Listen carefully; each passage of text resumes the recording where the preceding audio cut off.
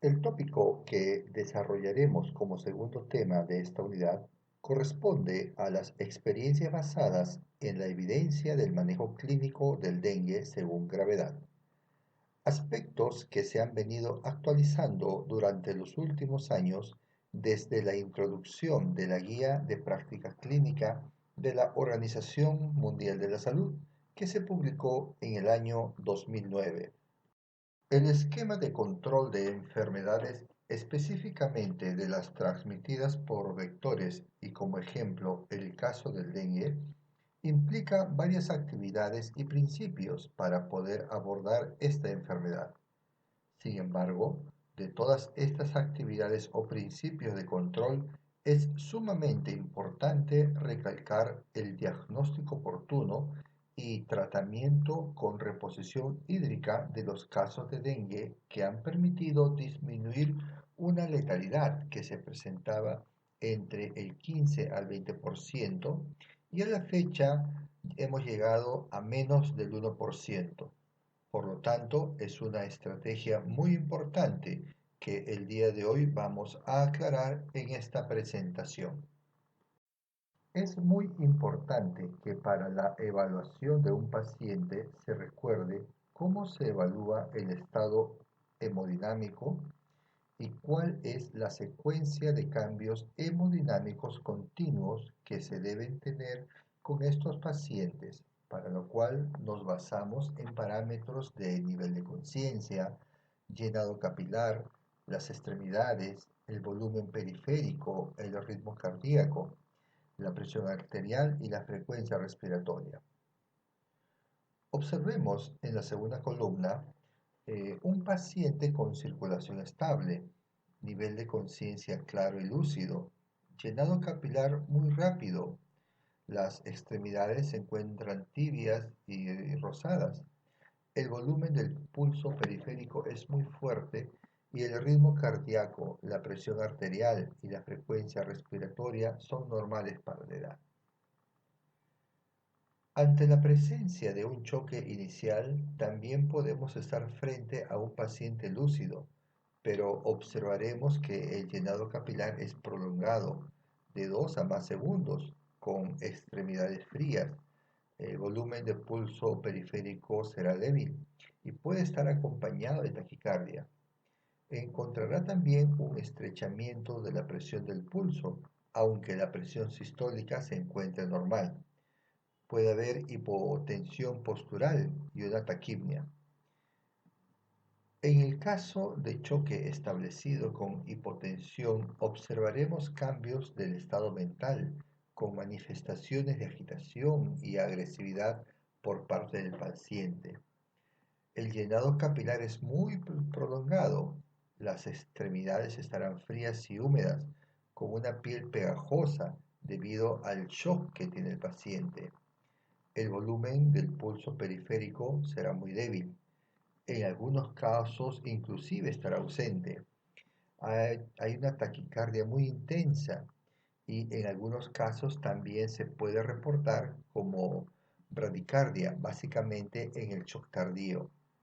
El estrechamiento de la presión de pulso por debajo de los 20 milímetros de mercurio, una presión arterial no medible o en todo caso hipotensa, con una acidosis metabólica caracterizada básicamente por una respiración de Kussmaul.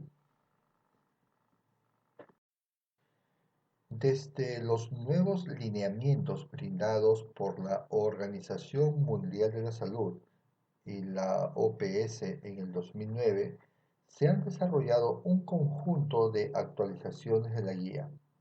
La última desarrollada de las guías para la atención de enfermos en la región de América se dio el año pasado, pero básicamente es una revisión de toda la historia del dengue. Las decisiones de manejo del dengue según gravedad dependerán de las manifestaciones clínicas y algunas circunstancias que vamos a valorar durante la primera evaluación que corresponde a cada paciente. Por lo tanto, vamos a clasificar en tres grupos de manejo. El grupo de manejo A, B y C. Los pacientes del grupo A recibirán un tratamiento domiciliario. El grupo B probablemente un tratamiento hospitalario muy vigilado y el grupo C un tratamiento de emergencia que inclusive puede requerir de unidades críticas para su atención. ¿A quiénes vamos a considerar dentro del grupo A? En este grupo clasificaremos a los pacientes que pueden ser tratados domiciliariamente. Será todo paciente con sospecha de dengue que tolera volúmenes adecuados de líquidos por vía oral, que orina por lo menos una vez cada 6 horas, que no presenta ningún signo de alarma al momento de la evaluación o que no hay ninguna condición concomitante que pueda predecir que el paciente pueda evolucionar a formas más graves de la enfermedad.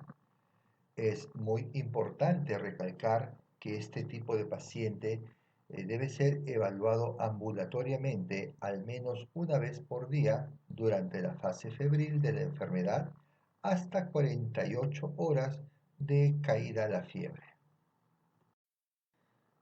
En el grupo B de tratamiento básicamente hospitalario se encuentran los pacientes que presentan algún signo de alarma, tienen alguna condición concomitante, básicamente situaciones fisiológicas de la vida, como el embarazo, extremos de vida, es decir, niños menores de 2 años o adultos mayores de 60 años, alguna comorbilidad como la obesidad, la hipertensión arterial, la diabetes mellitus, el asma, alguna falla renal, enfermedades hemolíticas, entre otras enfermedades que puedan predecir que estos pacientes pueden complicarse.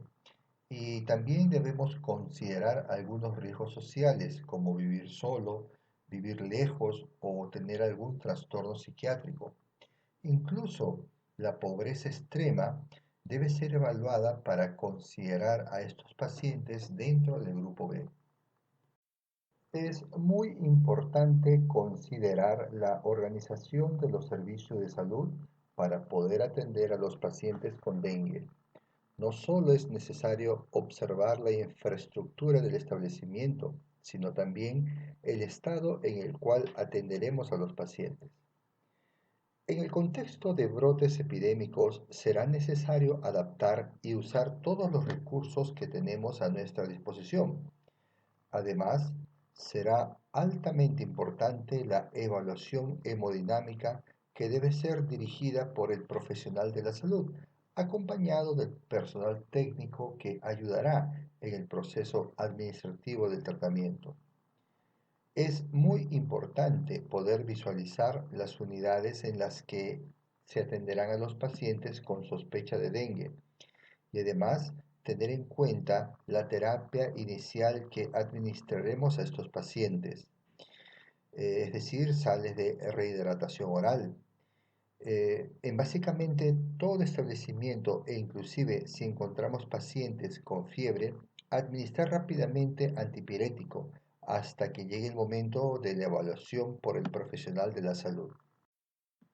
En todo establecimiento de salud es necesario disponer del flujograma de atención al paciente con dengue, lo que permitirá la mejor organización y el flujo correspondiente de los pacientes y la correcta atención en todas las unidades.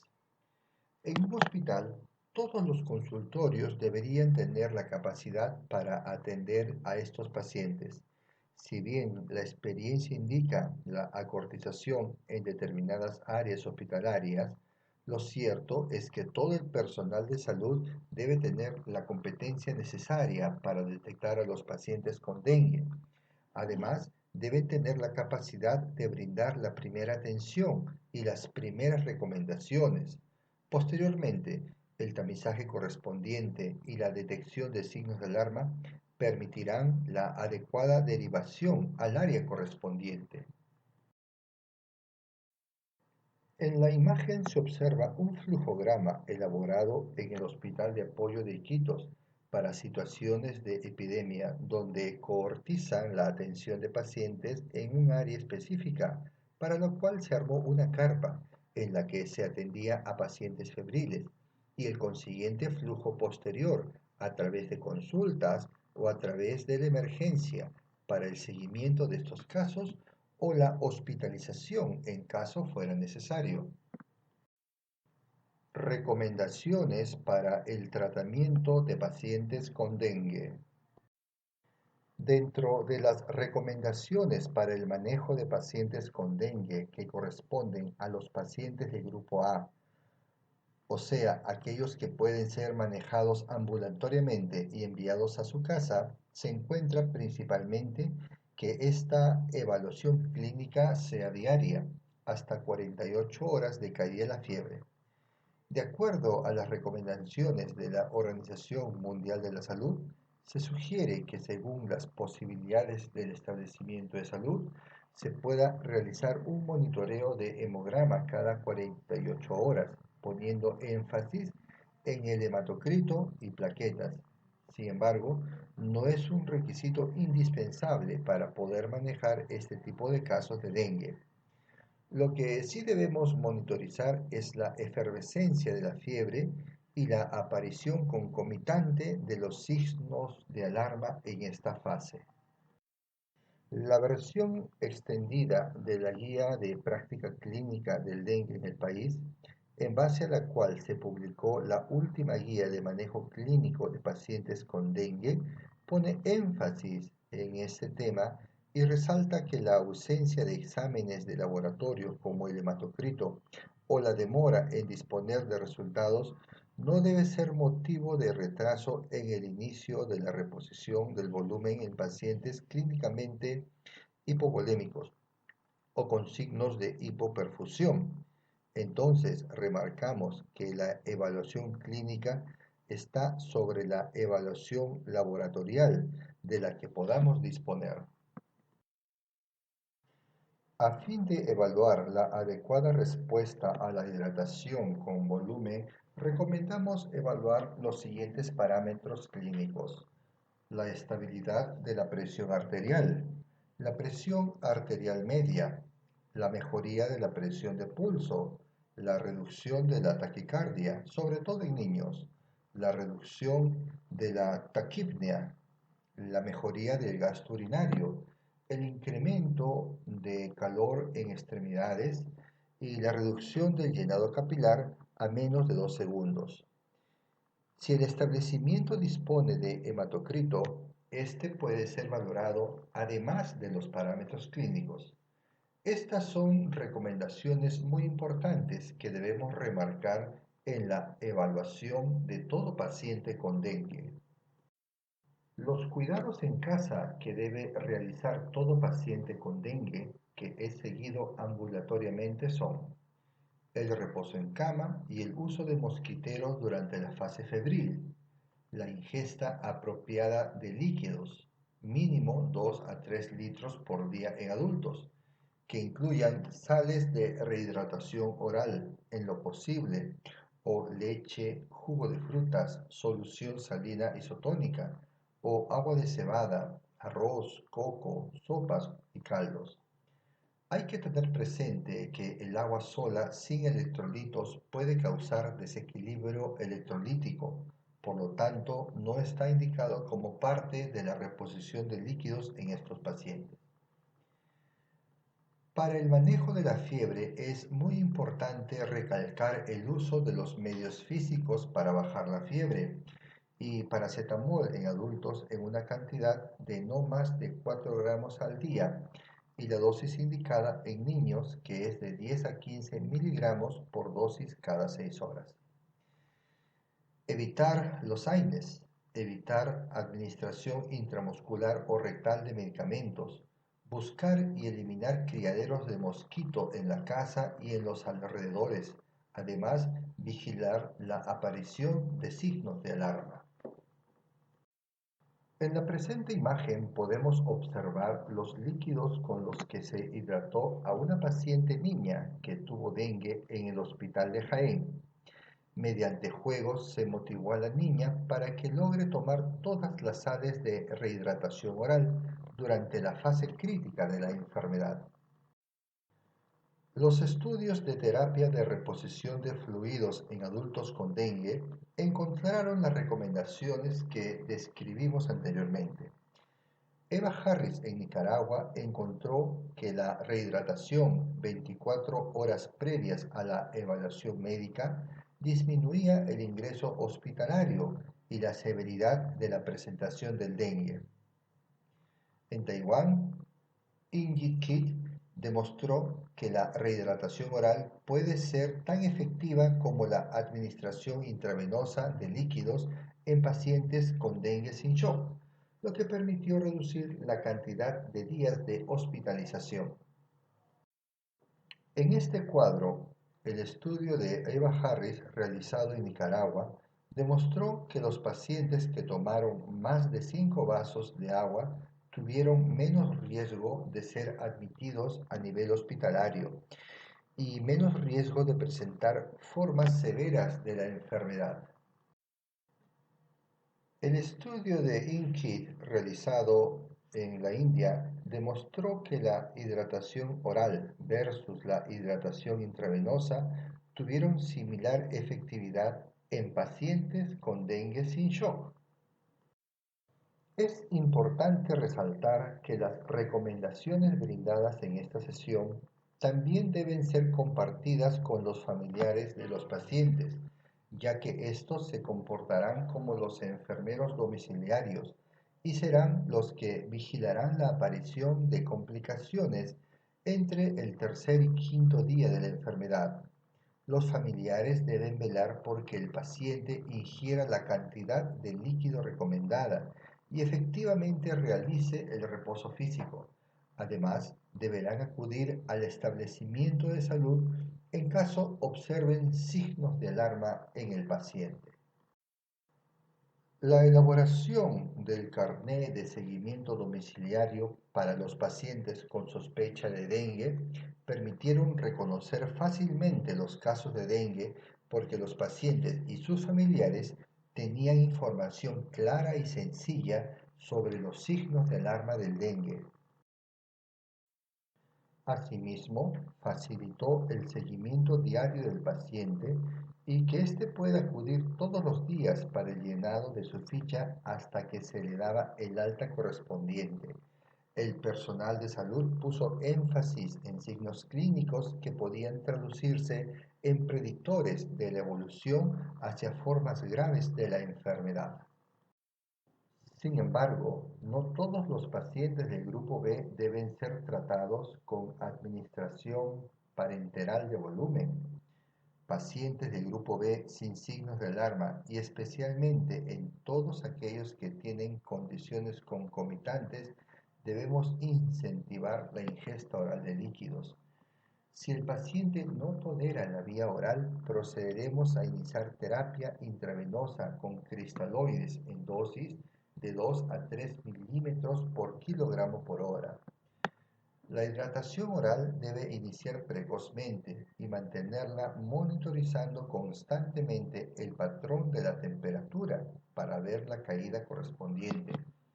Observar el volumen de ingreso y egreso de fluidos, la diuresis con volumen y frecuencia, la presentación de signos de alarma o no, y de ser posible parámetros de laboratorio como el hematocrito, leucocitos y plaquetas. El monitoreo del paciente con dengue es intensivo y no invasivo. Debemos poner énfasis al hallazgo de la presión arterial media, definida como la presión diastólica más el diferencial de la presión sistólica menos la presión diastólica sobre 3, lo que permitirá medir la presión con la que el flujo sanguíneo se mantiene en el organismo del paciente. También debemos conocer la presión arterial sistólica y diastólica y de la presión del pulso o diferencial del pulso que pueden predecir la aparición de shock en las siguientes horas. Esta es la tabla de presión arterial media elaborada por la Organización Panamericana de la Salud según edad y sexo para tener en cuenta las metas correspondientes dentro del manejo de la resucitación que tenemos en los pacientes con signos de alarma hospitalizados por dengue. Las hojas de monitoreo deben ubicarse al pie de la cama del paciente, lo que permitirá vigilar permanentemente a todos ellos. Debemos tener en cuenta que el dengue es una enfermedad muy dinámica, con cambios bruscos de la sintomatología. Gracias a esta vigilancia podremos detectar rápidamente a los pacientes que sufrieran descompensación o incremento en los signos de alarma. Esta es una propuesta de hojas de monitoreo para pacientes hospitalizados con dengue. Incluye la fecha, la hora de la evaluación, las funciones vitales, el balance hídrico.